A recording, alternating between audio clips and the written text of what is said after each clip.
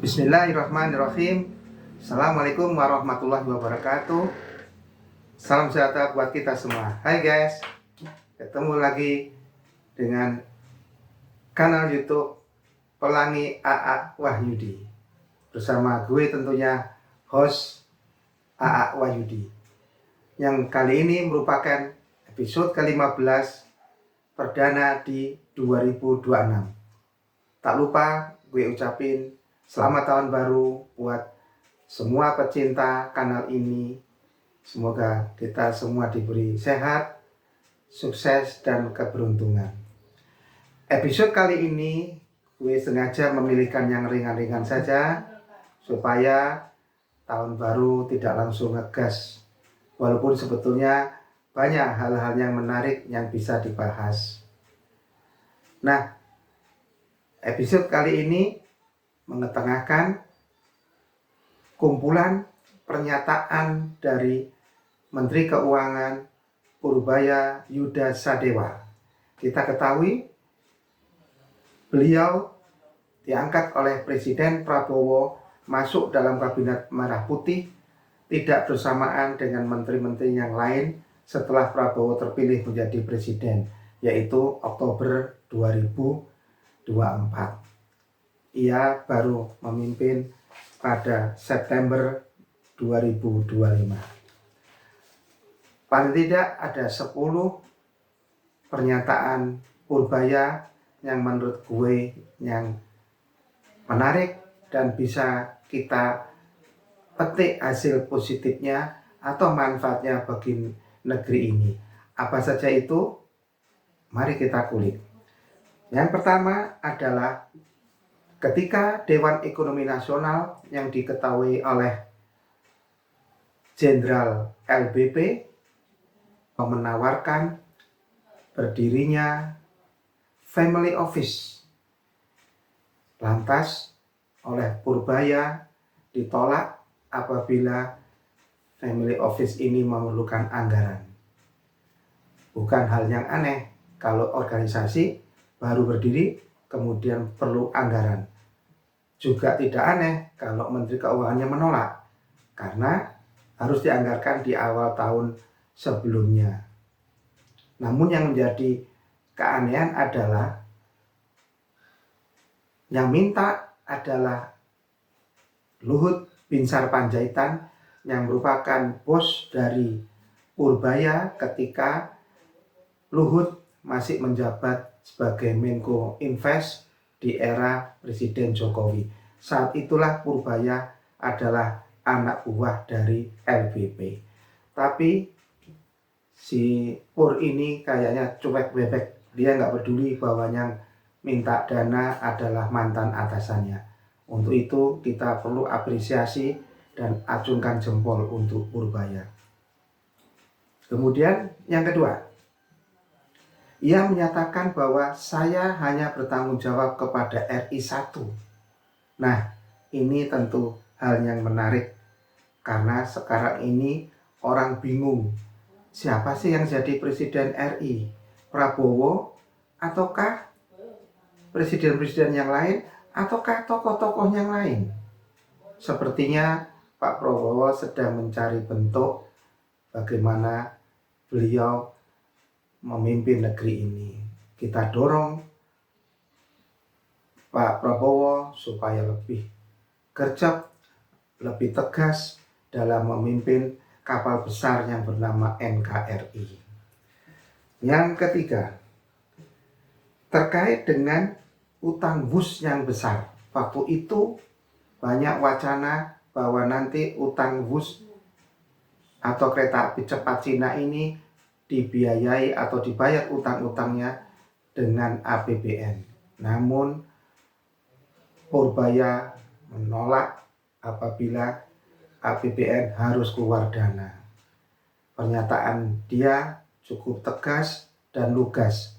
Apabila dividen atau keuntungan dari WUS dinikmati oleh BUMN, maka seharusnya utang WUS juga menjadi beban dari BUMN. Saya kira itu hal yang logis. Kemudian yang keempat, Ia menilai sistem keuangan kita ini kering. Itu sebabnya ekonomi melambat sehingga orang jadi susah kerja. Ada kesalahan dalam kebijaksanaan moneter dan fiskal. Sudah jelas ini arahnya Menteri Keuangan sebelumnya, yaitu Sri Mulyani Indrawati. Namun sampai saat ini tidak ada komentar ataupun tanggapan balik dari Sri Mulyani atas kritik dari Purbaya. Yang kelima, ia menilai bahwa investor asing yang masuk ke Indonesia itu hanya jadi beban saja. Kenapa demikian? Karena dalam pandangan Purbaya, investor yang masuk ke Indonesia bukan untuk membangun ekonomi kita, tapi justru hanya mau menikmati pertumbuhan kita. Ini sepertinya bahasa yang lumayan sulit dan rumit. Kenapa demikian? Karena ia menilai pertumbuhan yang bagus mengundang investor. Atau sebaliknya, sebagian dari kita berpikir adanya investasi dari luar menimbulkan pertumbuhan ekonomi yang cepat. Nah, mana yang menurut Purbaya cocok? Sepertinya pertumbuhan itu ada dalam arti potensinya, dan itu akan mendatangkan investor. Dan investasi dari luar itu hanya semacam predator yang siap mengambil keuntungan dari negara kita. Kita tunggu implementasinya di tahun 2026. Kemudian berikutnya nomor 6. Kita tahu di awal 2025 pemerintah melakukan pemotongan anggaran yang cukup sporadis dan sistemik. Akibatnya daerah-daerah kekurangan darah, dalam hal ini fresh money. Ujung-ujungnya PBB atau pajak bumi bangunan dinaikkan sehingga rakyat berteriak-teriak. Sepertinya ia juga mengkritisi kebijakan dari menteri sebelumnya, yaitu Sri Mulyani. Berikutnya nomor 7. Ia mengakui bahwa gayanya sebagai Menteri Keuangan tampak koboi. Tapi ia beralibi bahwa dasarnya ada ia berbuat atau gaya koboi. Apa itu? Yaitu survei. Ia mengetahui bahwa pernyataannya akan mengurangi atau justru memperkuat kepercayaan publik pada masyarakat. Jadi kita melihat bahwa orang ini sebetulnya punya parameter melontarkan statement. Dari mana? Dari survei.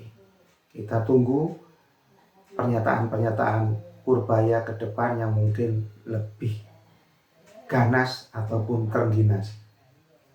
Berikutnya nomor 8. Ini tembakan yang paling bagus dan pertama kali dilakukan oleh pejabat Indonesia kepada lembaga keuangan internasional, dalam hal ini IMF. IMF menyoroti tambahan pertumbuhan proyeksi ekonomi Indonesia yang tidak akan banyak, tidak akan maju. Tapi dia mengatakan jangan percaya IMF, percaya saya saja. Berikutnya terkait dengan batas defisit fiskal 3% terhadap PDB. Kita ketahui ada undang-undang yang mengatur bahwa APBN boleh defisit tapi tidak boleh melebihi 3%. Dan ia mengatakan tenang, defisit itu cuma ada di dalam hitung-hitungan kertas. Yang penting kita punya kemampuan bayar utang. Ini merupakan pernyataan yang bagus untuk mendinginkan masyarakat, khususnya pelaku usaha.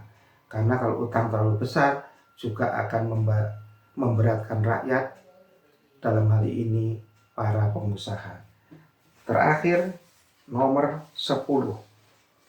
Terkait dengan BPJS, Purbaya menolak apabila premi BPJS dinaikkan. Ia mensyaratkan BPJS boleh naik apabila pertumbuhan ekonomi lebih dari 6% dan masyarakat sudah gampang dalam mencari pekerjaan. Kita ketahui saat ini mencari pekerjaan adalah sesuatu yang sangat susah. Yang sudah bekerja pun harus siap-siap di PHK. Sekian dulu episode kali ini. Kita jumpa lagi di episode yang mendatang. Penutup dari episode ini, banyak yang menggadang-gadang Purbaya menjadi cawapres di 2029. Apakah itu mungkin? Kita tunggu 2029. Terima kasih. Assalamualaikum.